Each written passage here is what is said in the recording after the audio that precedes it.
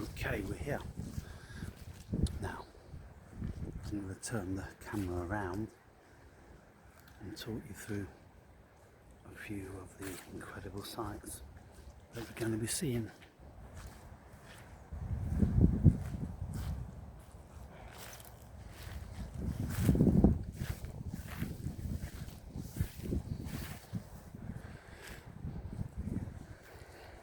So there's a majesty to this region. They have these incredible stately trees, and the park rangers have put the hay down here for the deer, which I can't really see as necessary. There could be some amounts of grass around. But now, what I always found really super fascinating is the exhibit of the will to live, the will for life here, people. Now, when you get an acorn which starts to germinate, invariably the acorn is sitting on top of the ground. And I've done this myself. I've planted acorns. I've planted some under the ground as if squirrels were burying them, and I've just left them on the top of soil.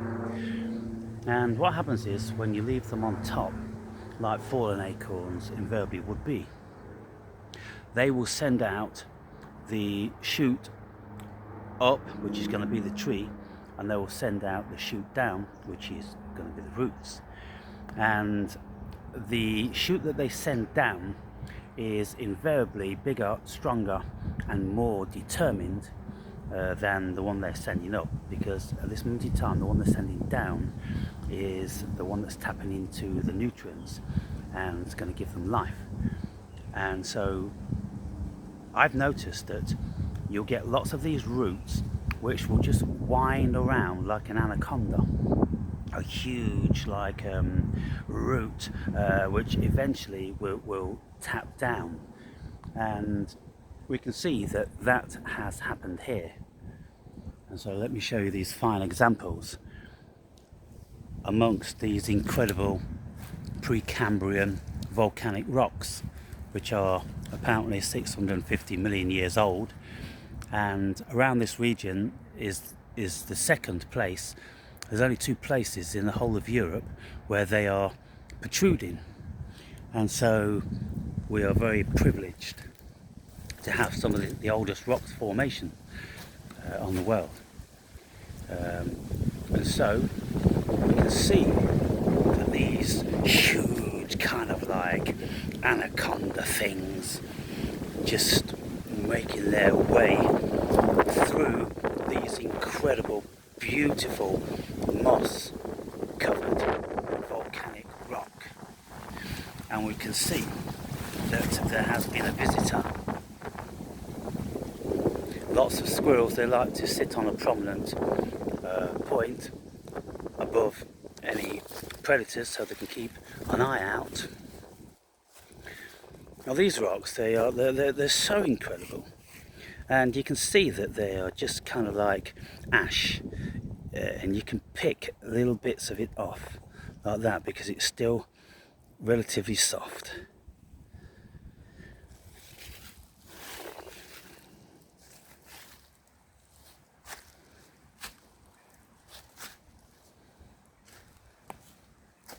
Now only in this time of year are you going to get this beautiful fluorescent blanket gleaming like emerald over these rocks. In the summertime, of course, they're much drier, but look at what we've got going on here.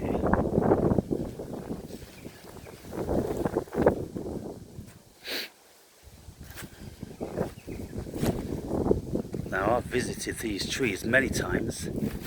I sat nestled in there whilst tripping on shrooms, and I considered that that was my throne, the green man's throne.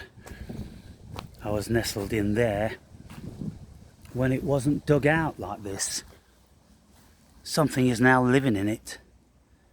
Foxes or badger, that's interesting, isn't it? I wasn't there before. And probably there's bats in here. We used to come up here as kids looking for the bats.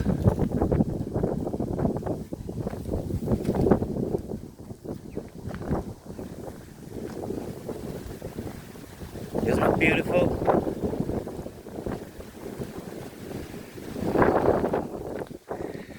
And when I was tripping this tree here, the bark was breathing. All this bark is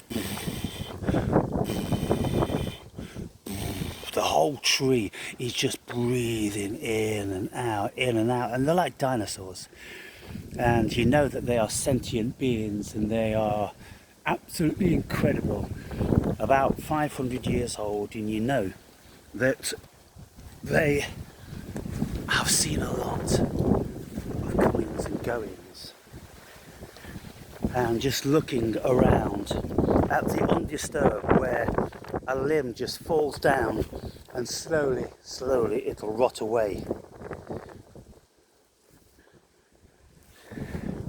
Now I get all this conservation thing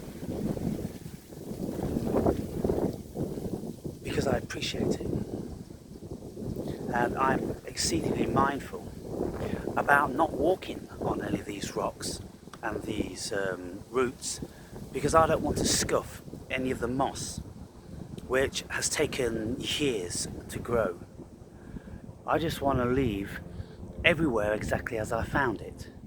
But muggles, they don't appreciate those sort of things, and they will drop chocolate wrappers and Coke cans, bottles, and crisp packets blowing around, and you've got, I don't know, kids digging and chopping and all that different sort of stuff. Well, we don't want that.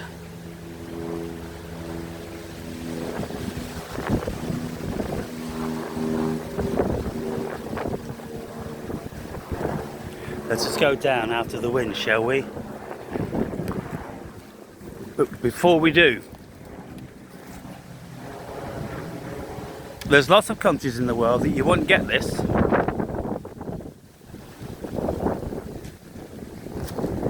Because you don't get the moisture.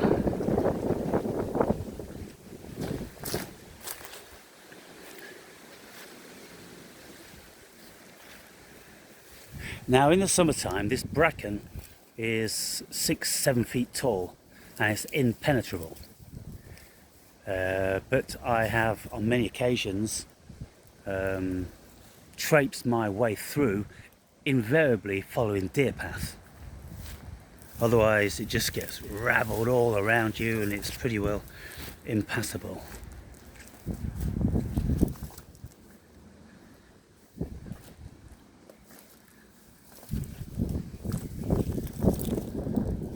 So I embrace the agedness and the stillness and the spirit of the land, which is very, very pronounced here.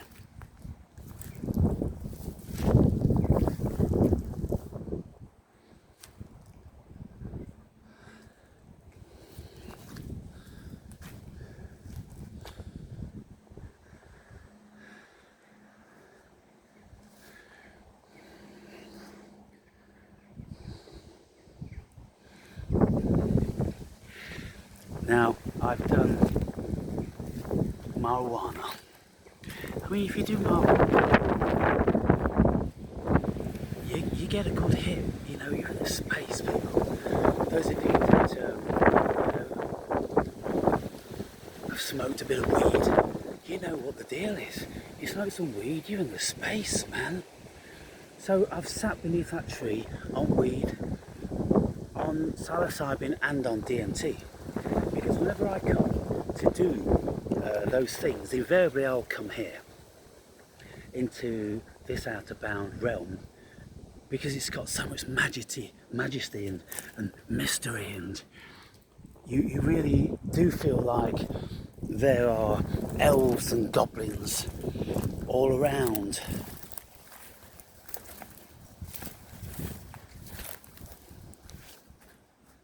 I'm following the deer path now.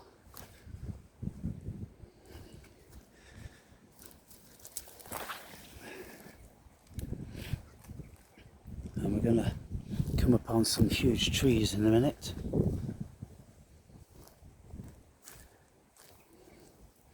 Now here we have a deer bone. Now that's a nice specimen. I'm going to take that because I've got...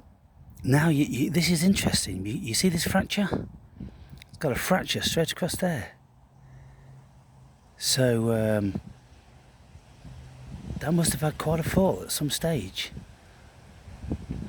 And then you can see it's gone green in there. Wow. And why just one bone down there? Why? Where's the rest of it?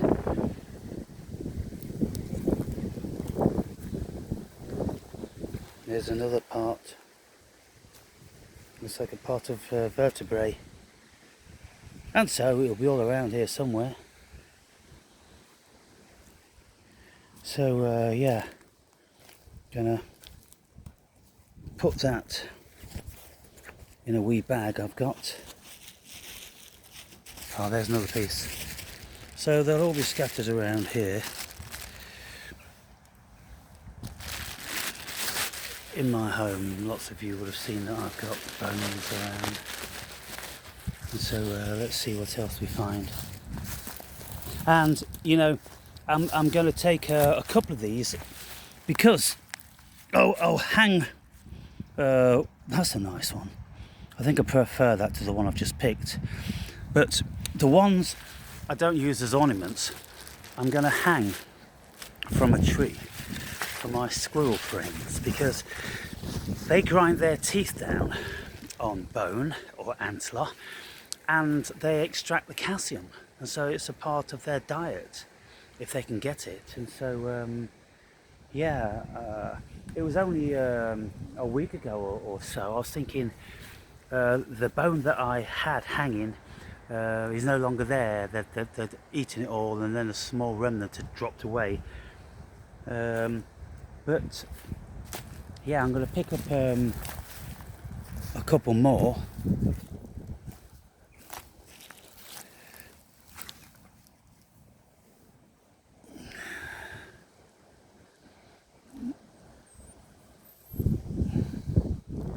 Now what part is that to?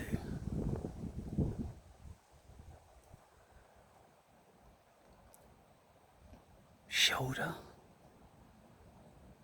I don't know.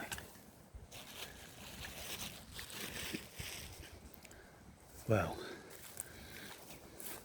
it's a bit like an elephant graveyard, to be fair.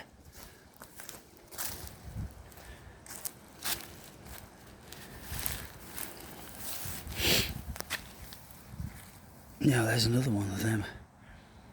Interesting if anyone can speculate what that is. That bit there, that's curious though. Obviously that was fitting on a joint.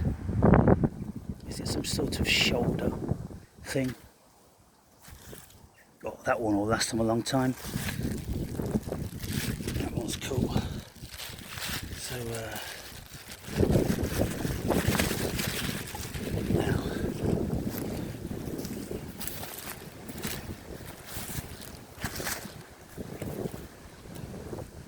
yeah, interesting. Any more for any more?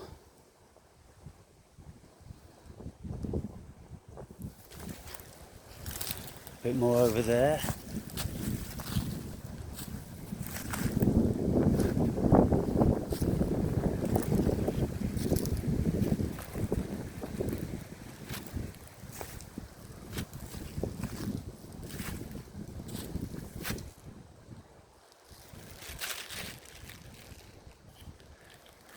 Yeah, here, over here.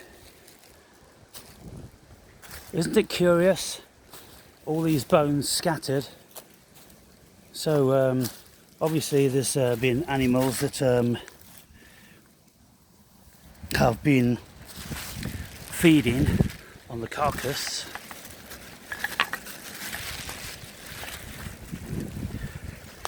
Now I'm gonna just pop this down here. You have a look over there for a while. I'm just gonna put this in my bag.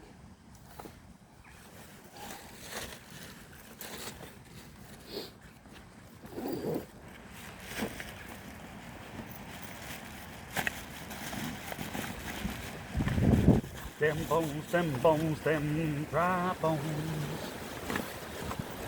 Oh, good. You're going to a new home. Maybe they like it here. It's their ancestors' home.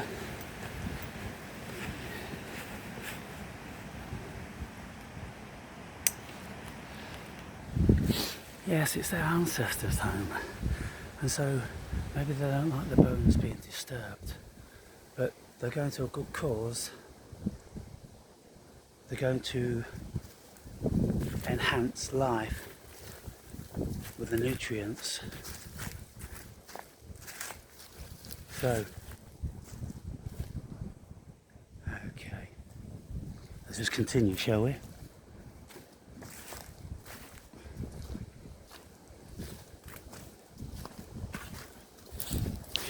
Now, when you're on DMT and psilocybin, all of these limbs, they have animals in them, creatures and faces, and it's really bizarre. You see, because when you're on psilocybin, for instance, when you're on a decent amount of psilocybin, I'm talking 3 or 4 grams, then that's going to be the head of that creature, and you're going to know that you're in its territory and it's checking you out. So you have to, you know, pay homage and you have to give respect. And then that branch coming out there with the antlers on, and it's got eyes in, and I've seen these, you know, lots of times before, and so I can remember when I saw them, and I was seeing them in the summertime.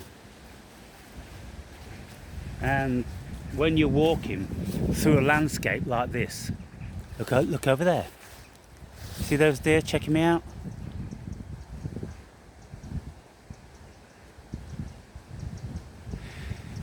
You see, over here they pay much more attention to you than they do in the rest of the park, because they're not used to seeing humans here. The only humans they're going to see is the park rangers when they're driving them little buggies, and so, you know, invariably they don't get out of the buggy unless they're putting some hay down or something like that. So yeah, it's nice to see 3 stags down there.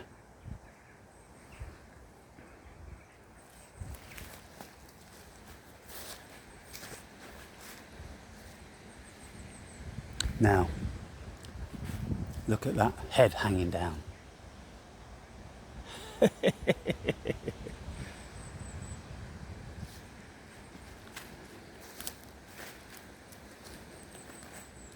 See how close I can get to him.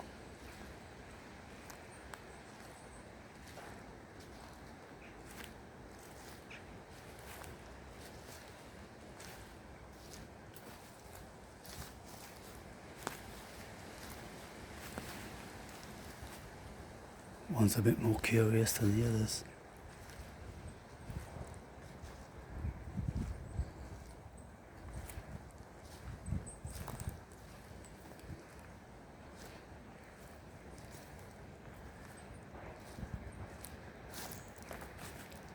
Isn't it wonderful to see wild animals in their natural habitat? Now you see here, this tree, they've been doing something with their antlers. Now when their deer are young, their antlers are covered in fur, and they rub them on branches and things like that to get the fur off the antlers. And so this is a result of that, and you see that they've been here a great deal doing that. And it's interesting how the park rangers have cut that very nicely and propped that branch up.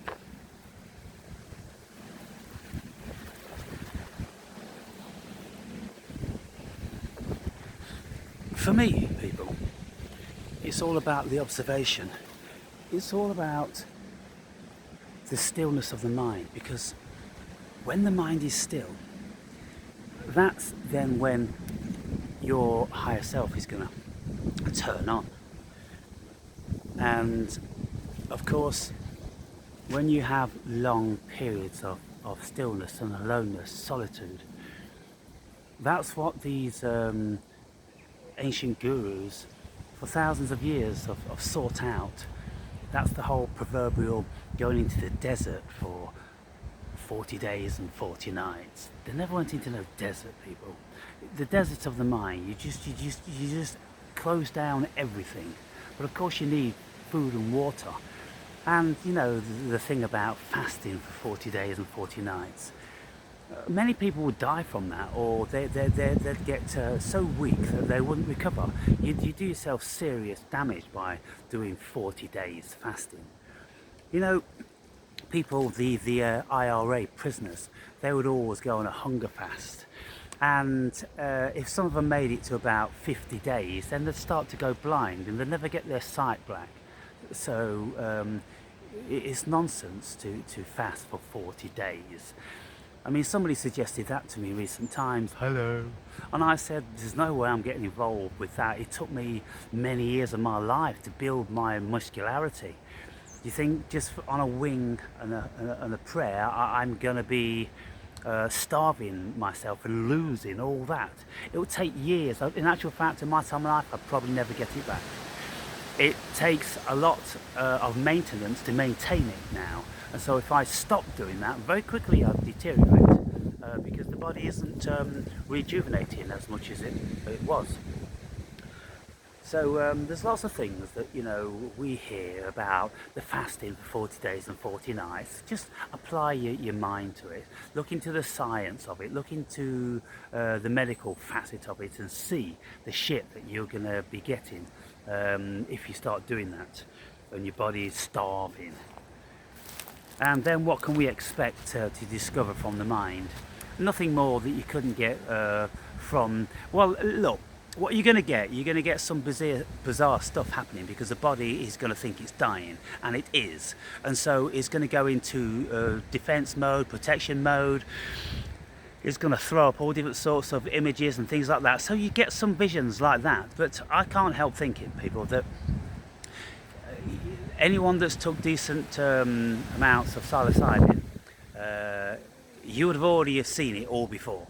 You would have already felt it all before. And if there's some bits and facets that you haven't felt, well, the cost of destroying your body isn't worth it. We'll all get there eventually.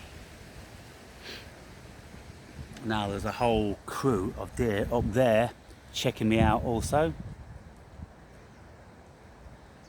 Now they are fallow deer, whereas the ones we just saw before were the red deer. Look at them. So beautiful.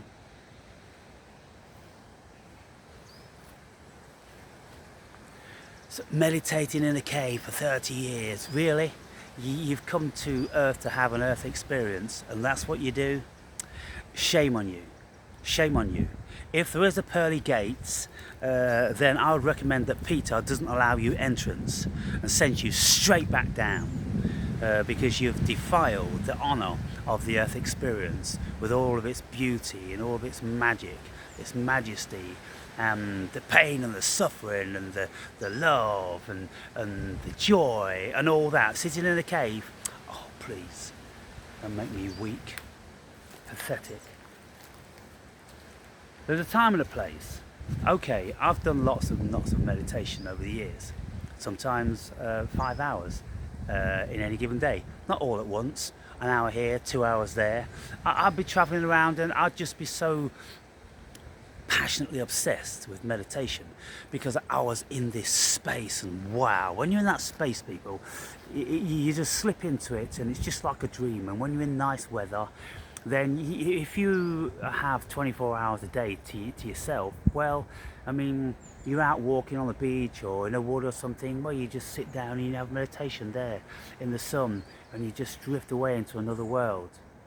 And then you open your eyes and it's kind of like, wow, I'm on the world. You didn't know you was on the world. You didn't know there was a world.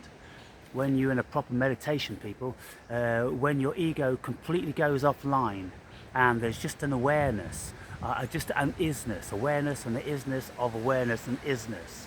There's not, oh, I'm sitting on the beach or I'm in the water. No, that all goes away. And then it's a big surprise. You open your eyes and it's kind of like, wow, the world looks wonderful. It looks beautiful. It looks much more clear and nuanced. It's a special thing. You see, what happens is when we close down our ego, we kind of like wipe clean the motherboard of the ego from all of its thoughts and projections. Oh, that's a tree and that's the beach and that's a hill and that's a mountain. But when you close it all down, you open your eyes, the ego hasn't kicked in, and so therefore you just get the awareness and you see the world in its natural beauty.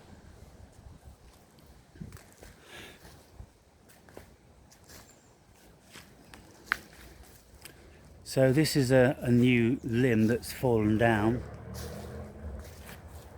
from the last time I was here, which probably would have been 6 months ago. Now, what's this?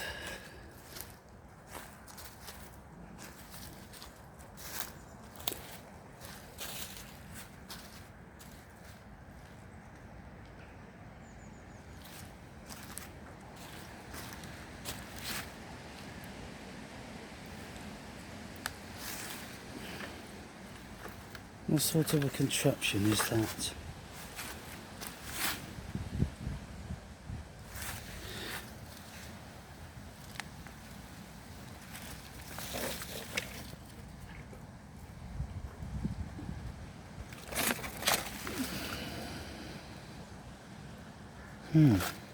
Nothing springs to mind. I'll contemplate that. And why is it just here? Who brought it here for what reason?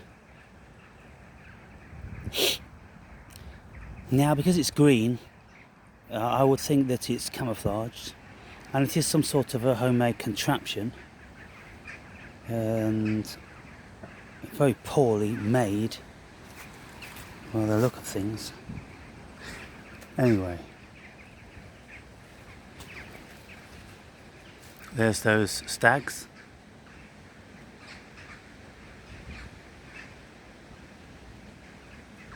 It's like being a foreigner in a land of natives where you know you're being watched from afar. They just stand and they watch. Now then, this, ladies and gentlemen, is a prize. That is a prize. And I'm taking that. Wow, that is beautiful. Now I can think of loads of tools that I can make out of that. Hunting and cooking tools. Well, that's a beautiful thing. Now I would have thought that the other one wouldn't be too far away.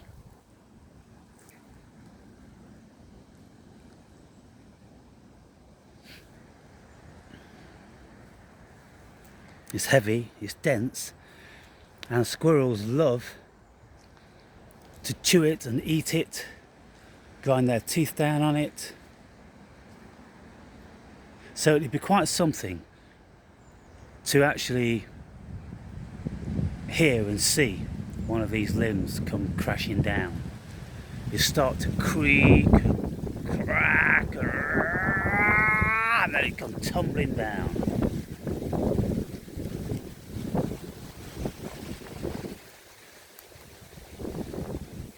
And I love it when the leaves are just scattering.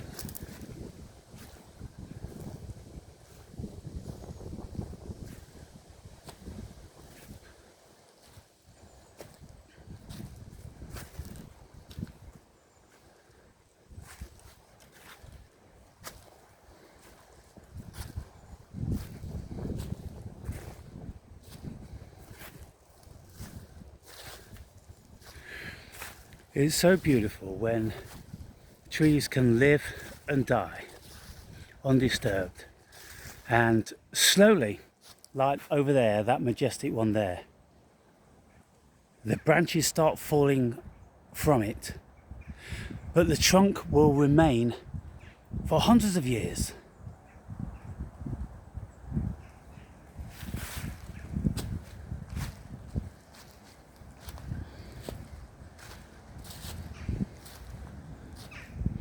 And then when the trees are on the ground, you can see here how the deer have been running over and effectively polished that one.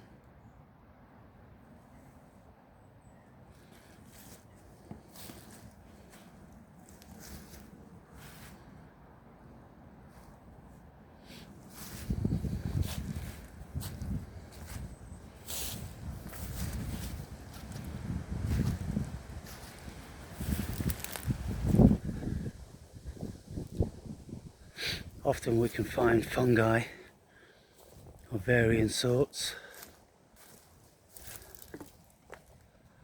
like that.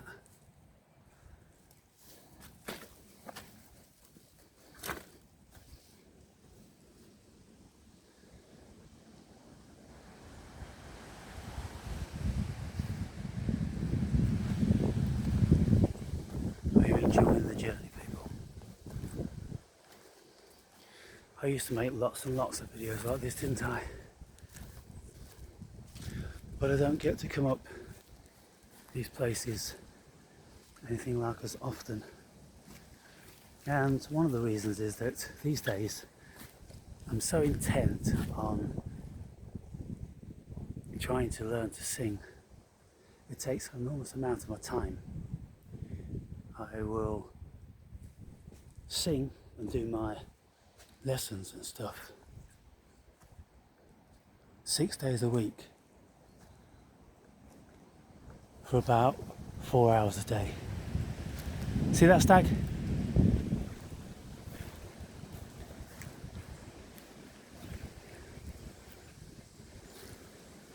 He's a big one. Now over here we get some bigger trees. So, badger, fox.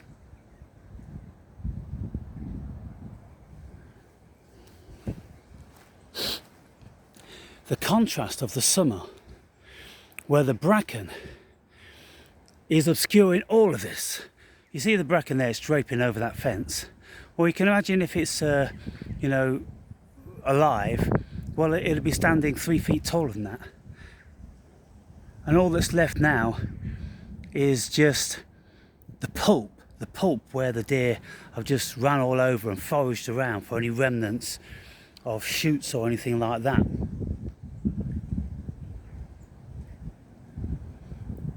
But it would be an emerald city, just green, gorgeous green.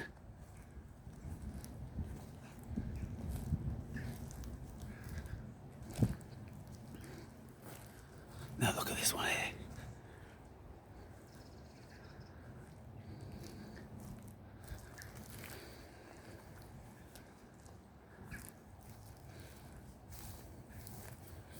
A huge monster just laid down.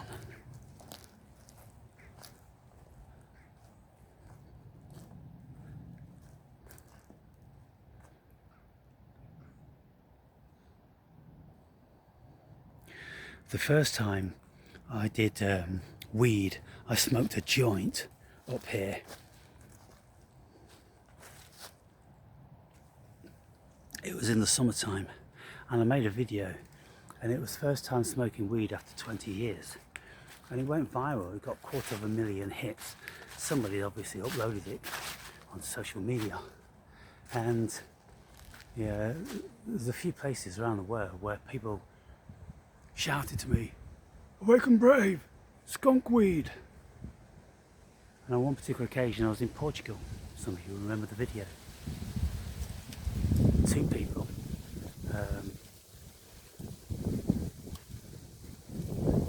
knew who I was in Portugal, and I spoke to both of them. One of them had been watching me for a couple of days. He'd been noticing me walking up and down the beach and that. He was just waiting to pick his moment. And then one day he's just standing outside my apartment block. Not really outside, just on the corner. And I walked down and I noticed this guy looking at me. Weird. He wasn't Portuguese, he was European. And I looked at him and thought, yeah, that's a weird look. And then I carried on walking down towards him. And he said, "Awake and brave. We've got a lot to talk about." So I spent 3 days with him. And he was pretty deep, man. And so when things like that happen, it's cool. Another deer on the horizon. It's a doe this time. No antlers. A deer, a doe, a female deer.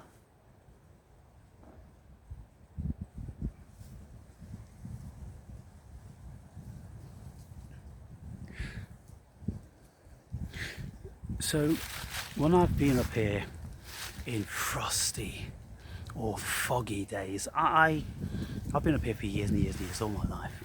I started coming up here when I was like less than 1 year old with my parents. But I spent my childhood up here roaming around all these out-of-bounds regions, looking for deer antlers and bats in trees and birds' eggs and all different sorts of stuff like that. And so I've been here when it's been snowy, frosty, foggy, windy, rainy, through all the seasons. Now there's a fungi on this tree down here. I'm going to see what that is.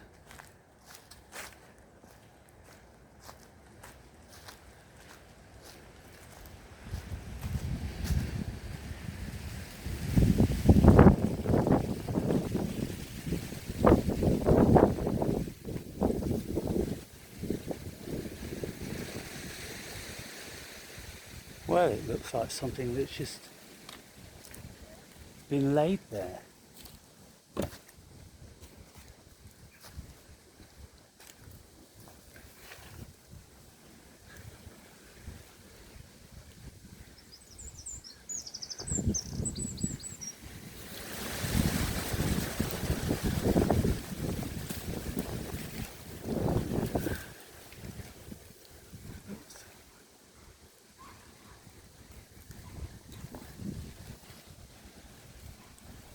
Yeah, it's just been laid there. Where did that come from? And who put that there? And more to the point, what is it? Very decomposed piece of fungi.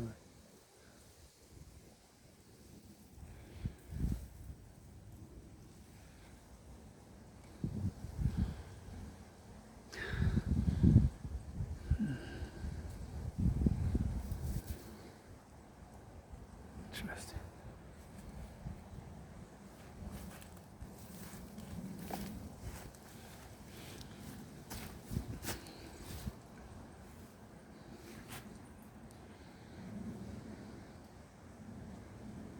Anyway,